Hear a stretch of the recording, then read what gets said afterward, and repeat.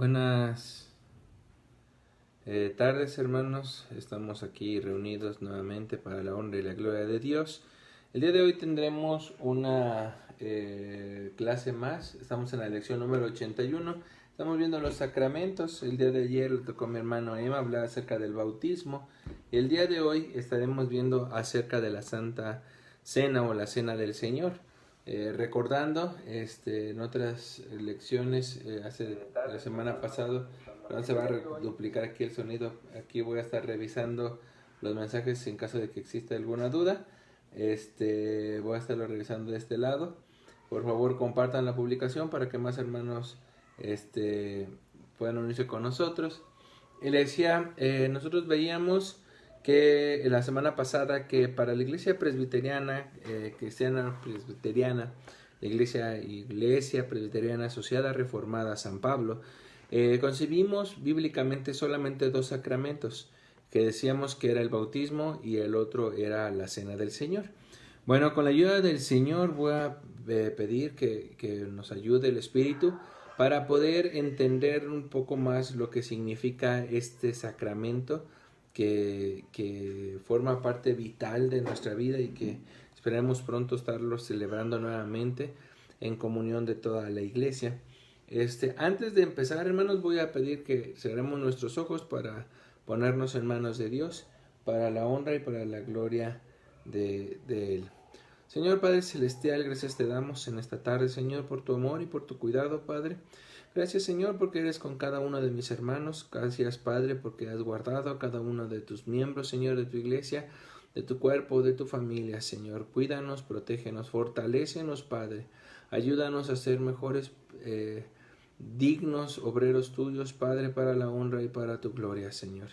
Bendice cada uno de mis hermanos hoy y siempre, porque te lo pedimos en el bendito nombre de nuestro Señor y Salvador Jesucristo. Amén. ¿Ok? Para empezar esta tarde, les voy a pedir que estemos viendo nuestras Biblias. Vamos a estarnos basando en varios pasajes. Ahorita nada más leeremos 3 en específico. El primer pasaje lo encontramos en Mateo 26, del 26 al 29. Mateo 26, del 26 al 29. Saludos a mi hermana Eloína, a mi hermana Carmen. Creo que por ahí vi a Paulina también. Gracias, Pau. Bienvenidos a este tiempo de meditación. Mateo capítulo 26, versículos del 26 hasta el 29. Dice así la palabra de Dios. Y mientras comían, tomó Jesús el pan y bendijo y lo partió y dio a sus discípulos y dijo: Tomad, comed, esto es mi cuerpo. Y tomando la copa y habiendo dado gracias, la dio diciendo: Bebed de ella todos, porque esto es mi sangre del nuevo pacto, que por muchos es derramada para remisión de los pecados. Y os digo que desde ahora no beberé más de este fruto de la vid, hasta aquel día en que lo beba nuevo con vosotros en el reino de mi Padre. Amén. El siguiente lo encontramos en Primera de Corintios capítulo 10, versículos del 13 al 17. Corintios 10, capítulo 10, Primera de Corintios 10, capítulo 10, versículos del 13 al 17. Dice así, Primera de Corintios 10, versículos del 13 al 17. Nos ha sobrevenido en ninguna tentación que no sea humana, pero fiel es Dios, que no os dejará ser tentados más los que podéis resistir, sino que dará también juntamente con la tentación la salida para que podáis soportar. Por tanto, amados míos, huid de la idolatría, como sensatos os hablo. Juzgad vosotros lo que digo. La copa de bendición que bendecimos, ¿no es la comunión de la sangre de Cristo? El pan que partimos, ¿no es la comunión del cuerpo de Cristo? Siendo uno solo el pan, nosotros con ser muchos, somos un cuerpo, pues todos participamos de aquel mismo pan. Ahí enseguida, capítulo 11, versículos 23 al 34. 23 al 34. Saludos a mi hermana Edna también. 23 al 34. Dice así la palabra de Dios. Capítulo 11, versículos del 23 al 34. Dice: porque yo recibí del Señor lo que también os he enseñado, que el Señor Jesús, la noche que fue entregado, tomó pan, y habiendo dado gracias, lo partió y dijo: tomad, comed, esto es mi cuerpo, que por vosotros es partido. Haced esto en memoria de mí. Asimismo tomó también la copa, después de haber cenado, diciendo: esta copa es el nuevo pacto en mi sangre. Haced esto todas las veces que lo beberéis en memoria de mí. Así pues, todas las veces que comiereis este pan y bebiereis esta copa, la muerte del Señor anunciáis hasta que Él venga. De manera que cualquiera que comiere este pan o bebiere esta copa del Señor indignamente, será culpado del cuerpo y de la sangre del Señor. Por tanto, pruébese cada uno a sí mismo y coma así del pan y beba de la copa. Porque el que come y bebe indignamente, sin discernir el cuerpo del Señor, juicio come y bebe para sí. Por lo cual hay muchos enfermos y debilitados entre vosotros, y muchos duermen. Si pues nos examinésemos a nosotros mismos, no seríamos juzgados. Mas siendo juzgados, somos castigados por el Señor, para que no seamos condenados con el mundo. Así que, hermanos míos, cuando os reunáis a comer, esperaos unos a otros. Si alguno tuviere hambre, coma en su casa, para que no os reunáis para juicio. Las demás cosas las pondré en orden cuando yo fuere. Amén. También saludos a mi hermano Joel Zúñiga, gracias por estar con nosotros. Esos son los versículos de los cuales estaremos basándonos el día de hoy. ¿Qué es la Cena del Señor? Bueno, como decíamos, es el segundo sacramento que consideramos sacramento como tal, según la palabra del Señor. Es un mandato explícito del Señor en estos pasajes que hemos leído, en el cual Él nos ordena participar de la mesa de Él en un sentido, participar del cuerpo y la sangre del sacrificio mismo del Señor. Ahora, por esto mismo, existen muchas controversias con respecto a cómo entendemos este sacramento en sí. Si es verdad, la enseñanza a veces no alcanzamos a percibirla. Sí entendemos que es algo solemne, pero no entendemos tal vez la complejidad de lo que se está viviendo. Ahora, en este tiempo no es la primera vez que tenemos situaciones con respecto a qué es este sacramento para nosotros como hijos de Dios. Martín Lutero rechazó la doctrina de la transustanciación sostenida por la Iglesia Romana Católica. ¿Cuál es esta doctrina de la transustanciación? Bueno, la Iglesia Católica Romana profesa que el pan y el vino, que le llaman la Eucaristía, son convertidos realmente en el cuerpo y la sangre de Cristo. Y bueno, pues, en Lutero, pues la verdad es que él no veía ninguna necesidad para esta doctrina. De hecho, la posición de Lutero era que la presencia de Cristo no sustituía la presencia del pan y el vino, sino que era agregada al pan y al vino. Esto se le llama la consustanciación. Estamos tocando dos temas. Uno es la transustanciación y el otro es la consustanciación. Los teólogos luteranos de esa época estaban insatisfechos con la palabra como tal consustanciación y protestaban que se le entendía en términos muy estrechamente asociados a la doctrina católica de la transustanciación. Pero la verdad es que eso es lo que se estaba enseñando. Ciertamente, mientras que una corriente, que es la romana, se entendía que literalmente el pan dejaba su composición química, estructural y física y se convertía en tejido o en un pedazo humano como tal, y que el fruto de la vid perdía esas situaciones químicas y ahora era sangre como tal en toda su composición. Los luteranos hacían algo semejante porque decían que en este entonces el pan no perdía las estructuras físicas como tal de que era el pan, sino más bien era agregado algo más a ese pedazo de pan que lo hacía distinto a cualquier pedazo de pan. O ese fruto de la vid se le añadía algo que era la presencia de Cristo, la sangre de Cristo, a esa sustancia del fruto de la vid, y hacía que este fruto de la vid fuese algo completamente distinto. Pero esta no era una percepción correcta con respecto a este sacramento. Lutero insistió sobre la presencia sustancial y físicamente real de Cristo en la cena del Señor. Repetidas veces citó las palabras de Jesús cuando instituyó la cena, en el cual Jesús literalmente dice: este es mi cuerpo. Entonces, cuando Martín Lutero se refería a estos pasajes, él literalmente decía: es que es, porque él está diciendo que él está físicamente en ese pedazo.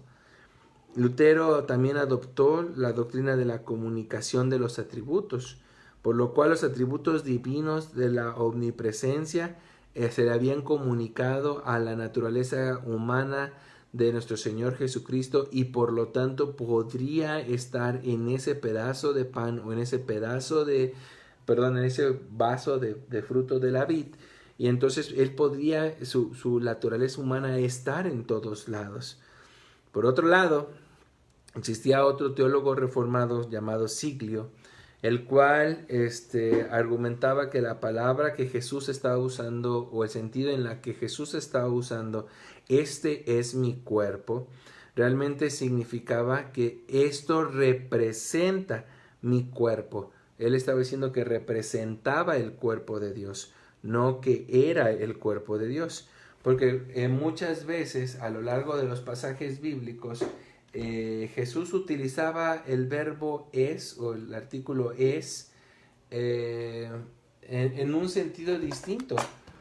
Aunque textualmente podríamos creer que se estaba refiriendo a esto, Cristo varias veces utiliza este ejemplo para referirse en otro sentido completamente distinto. Un ejemplo es cuando dice: yo soy la puerta, o yo soy la vid verdadera.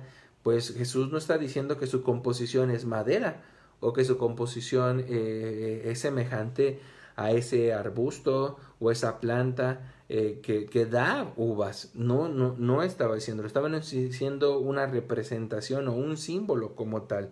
Entonces Siglio y otros reformadores argumentaron que el cuerpo de Cristo no está presente en su sustancia real en la cena del Señor. Saludos a mi hermano Jonathan. No están presentes en la cena del Señor.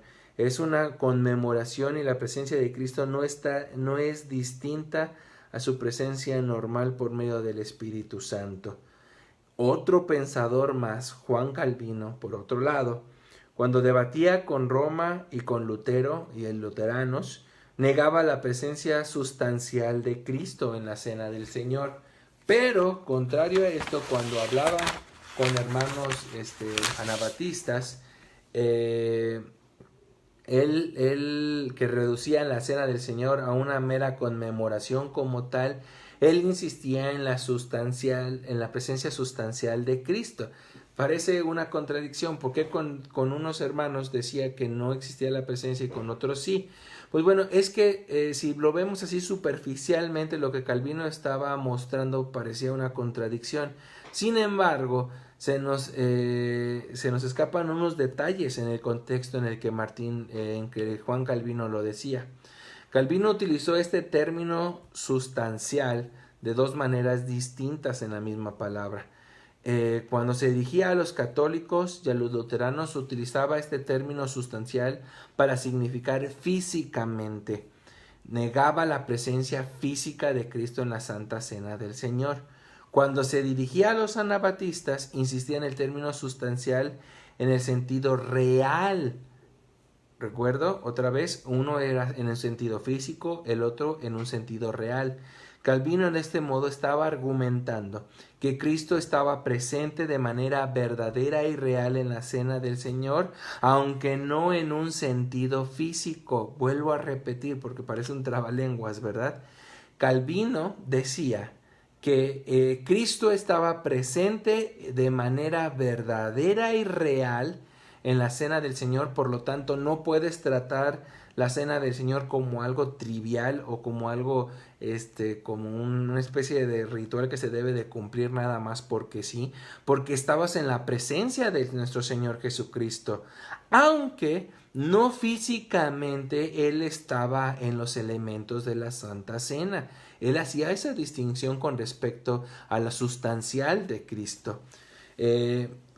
Como Calvino rechazó la idea de la comunicación de atributos de la naturaleza divina a la naturaleza humana, pensaban muchos pensadores de esa época que Calvino había caído en una especie de herejía que se llamaba herejía nestoriana, en la cual se había condenado por allá en los 451 después de Cristo en el concilio de Calcedonia. Calvino respondía, no estoy diciendo que las naturalezas estén separadas. Lo que estaba explicando Juan Calvino era que se distinguen estas dos naturalezas en Cristo. Son distintas en ese aspecto, están unidas, inseparables, pero no se mezclan. No se une la otra con la otra o se come una naturaleza la otra naturaleza. La naturaleza de Jesús estaba localizada en el presente ahorita en el cielo y permanece en perfecta unión con su naturaleza divina. Aunque la naturaleza humana está contenida en un lugar, la persona de Cristo no se puede contener ya que es omnipresente, omnisciente, es infinito. No es como la raza humana que se puede contener. La naturaleza divina de Cristo no se puede contener. Cuando Jesús dijo en Mateo capítulo 28 versículo 20, he aquí yo estoy con vosotros todos los días hasta el fin del mundo, Él estaba diciendo que a pesar de sus limitaciones, Él iba a estar en su naturaleza espiritual con nosotros hasta el último día de nuestras vidas. Eso era lo que estaba diciendo.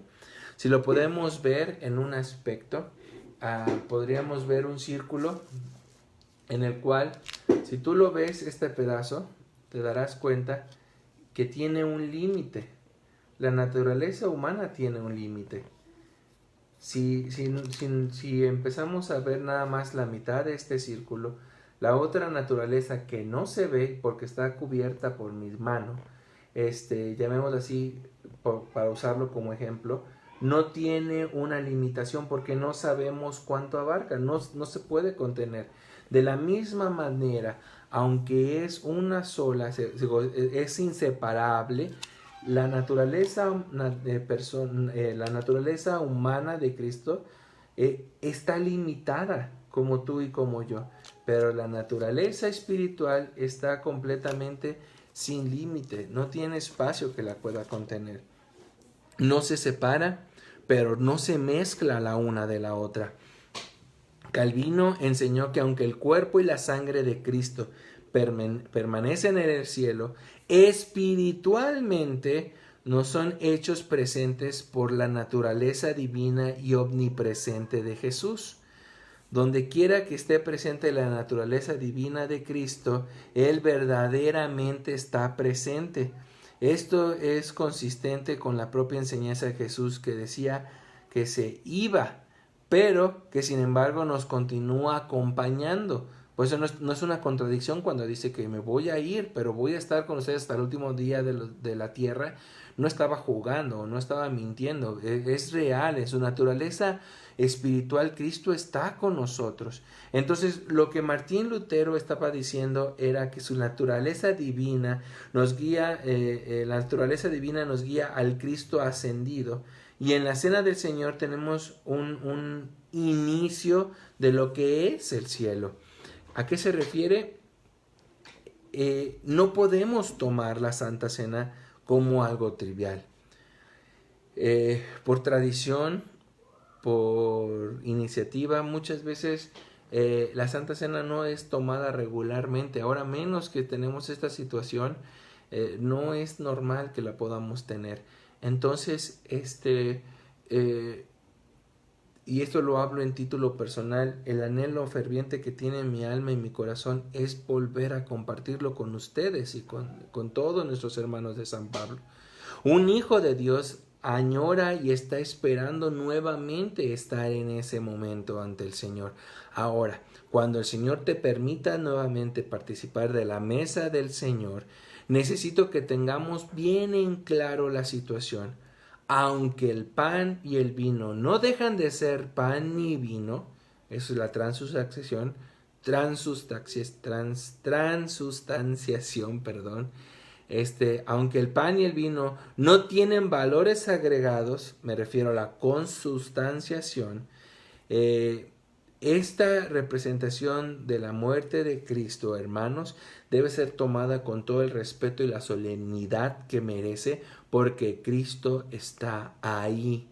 Su naturaleza espiritual está ahí y está latente en nosotros, en todo lo que hacemos más en ese momento. Entonces, si es verdad, el pan no deja su composición, el vino no deja su composición, si la situación que recordamos y atendemos en una manera solemne y con repercusiones espirituales muy grandes, hermanos.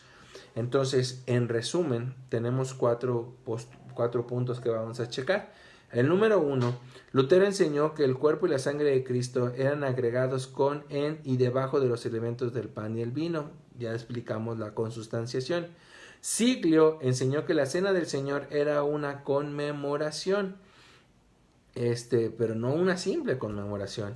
Y Calvino negó la presencia física de Cristo en la Santa Cena del Señor, pero afirmó la presencia real de Cristo en este sacramento. La naturaleza humana de Cristo está localizada en el cielo. Su naturaleza divina es omnipresente y no es limitada por absolutamente nada. Entonces, hermanos, que el Señor nos ayude. Si tienes dudas con este o algún otro tema que hemos enseñado, les pido que me hagan llegar sus motivos de oración para estar y sus dudas también, hermanos, para estarlas aclarando con respecto a este y a otros temas que ustedes puedan tener. Les voy a pedir, hermanos, que el día de hoy estemos orando. Gracias a Dios, nuestra hermana Alice ahí va, tiene situaciones todavía complicadas con respecto a los vestigios que dejó esta enfermedad. También les pido que oremos por nuestra hermana Ramona, que también ahí va ya saliendo de esta situación, que oremos mucho por nuestra hermana Rebeca, nuestra hermana Ana Laura, que el Señor les permita fortalecer sus cuerpos en medio de toda esta enfermedad, que sea con nuestra hermana Eloína, con Alex, que también están aislados por esto mismo, que el Señor sea con ellos. También les voy a pedir que sumemos a esto al papá de Vero, nuestra joven Vero. Su papá también tiene estos síntomas, apenas van a hacerse la prueba. Estemos orando mucho por él, por Vero, por su mamá, para que esto se contenga o que no sea real y que no pasen a mayores. Y si es así, que nos dé claridad para ayudarlos y que pueda él entregar su alma a Cristo, que al final es lo más importante, inclusive más que la salud. También les voy a pedir que estemos orando por mi hermana. También ella está un poco mal, ella está allá en Monterrey, trabajando en hospitales directamente con las situaciones de COVID. Les pido de sus oraciones para que el Señor permita que no sea nada grave y que podamos estar felices y teniendo la oportunidad de hablar y predicar del Señor. Entonces les voy a pedir que cerremos nuestros ojos, hermanos. Si tienen más motivos de oración, por favor, mándamelos para poder orar por ellos, todos juntos en armonía. Vamos a orar. Señor Padre Celestial, gracias te damos, Señor, hoy y siempre por tu cuidado, por tu amor, Señor. Gracias, Padre, porque has sido con tu iglesia San Pablo en estos tiempos, Padre, y te pido que no cambies, Señor, esta protección, Señor. Sé que tú no mutas, no vas a cambiar, Señor, y sé que terminaremos glorificándote a ti, Señor, sea que permitas la enfermedad o sea, Señor, que nos mantengas en paz como hasta el día de hoy. Te pido que seas con mi hermana Ramona, Señor, con mi hermana Alicia, Padre, con Ana Laura, con Sari, hija de mi hermana Rebeca, con mi hermana Rebeca y sus nietas, que están en medio de esta situación de COVID, Padre. Que seas con mi hermana Eloína, que al igual que ellas también está pasando por esta enfermedad, Padre. Te pido, Señor, que fortalezcas sus cuerpos, Señor, que fortalezcas todo lo que ellos están sintiendo y viviendo, Padre. Te pido que no las abandones, Señor, como también te pido, Padre, que seas con mi hermana ya en Monterrey, Padre. Guárdala, Señor, protégela, Padre. Y así como ha sido con la vida de mi hermana Ramona, Ali, Señor, con mi hermano Caleb, que también en tu tiempo lo fortaleciste, Padre, con mi hermano Armando Coronado, Señor, te pido que no seas distinta tu decisión, tu voluntad con mi hermana y con cada una de mis hermanas que siguen pasando esta situación. Te pido que los fortalezcas, que los alientes, Señor, que los animes, Padre, en medio de toda esa situación. Como al igual, Padre, te pido que seas con nuestra hermana Ezequiela, Señor.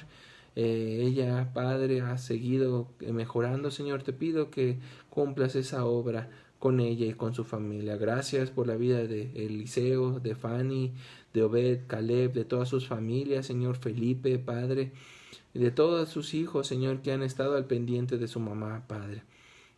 Te pido también Rebeca, Padre. Te pido, Señor, que también seas con mi hermano Jesús Armenta, Padre, con Cari, Señor, con Claudia, con la esposa de mi hermano Jesús Armenta, con Marcos, Padre. Ayuda, Señor, a que tengan claridad hacia dónde tomarán camino, Padre, en medio de todas estas incertidumbres que ellos viven, Señor. Sé con mi hermana Vero, con su papá, Señor. Fortalece esta familia, Señor, que amamos, y te pedimos, Padre, que tú muestres tu gracia para con él, Señor. Que permitas que mejore, Padre, que permitas que siga avanzando, Señor, que permitas, Padre, que pueda, Señor, encontrarte a ti cara a cara, Padre. Gracias te damos, Señor, por las noticias que nos han dado, Padre, de cuando hermanos cercanos en la fe no han tenido estas situaciones de COVID. Gracias porque los has guardado, Señor. También, Padre, te pedimos, Señor, por mi hermano Daniel Garcés, Padre, su salud, por mi hermana Leti Delgado, Padre. No permita, Señor, que nada malo les pase, al contrario, Señor, fortalécelos más y más, Señor, porque los queremos, Padre, son parte de nuestra familia, Señor, y te pedimos, Señor, que tengas misericordia de ellos. Quédate con cada uno de nosotros, Padre. Sé con mi hermano Rafa, Padre, y su familia, Señor. Fortalécelos, Padre, bendícelos, Señor, y te los encomendamos hoy y siempre. En el bendito nombre de nuestro Señor y Salvador Jesucristo. Amén. Que el Señor sea con ustedes. Les saludos a mi hermana Eloína. Seguiremos orando por todos ustedes y nos vemos el día de mañana, 7 de la noche. Por favor, mándenme los motivos de oración, hermanos, que tengan. Para el viernes, 8 de la noche, los espero en nuestra transmisión de oración, en el cual como familia estaremos orando por todas nuestras necesidades. Que el Señor sea con ustedes y nos vemos el día de mañana.